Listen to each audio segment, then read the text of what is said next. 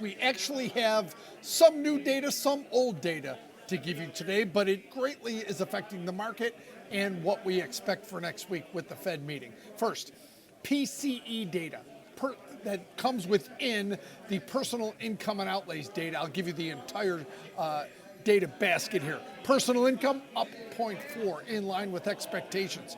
Personal consumption expenditures up 0.3, a tenth less than expected.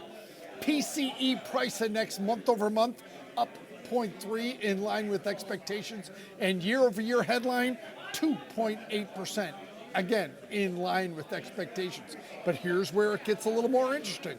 Core PCE month over month up 0.2, a tenth less than expected, and core PCE year over year, the key inflation gauge that the Fed uses, was 2.8%, a tenth lower than expected. Now, full disclosure, this is the September data. We're not going to get the November data until December 19th when they release that. But going into a Fed meeting next week, this is a data point that clearly didn't scare the market off its narrative that the Fed is going to cut rates next week. Now, the questions and why maybe the bond yields are rising a bit into this meeting is, does Jerome Powell do like he did last Fed meeting with a hawkish cut?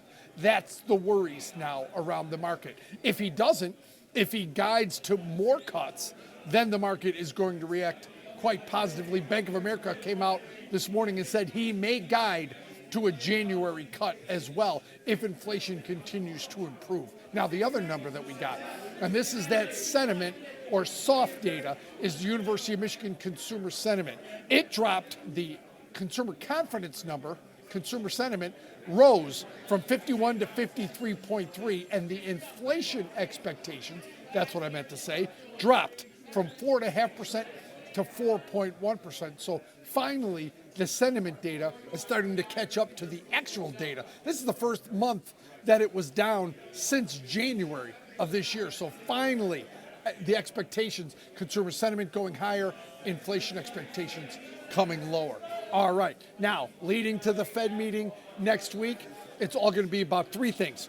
Jerome Powell's decision, are there dissenters, Jerome Powell's press conference, and the summary of economic projections. It's going to be a big week next week.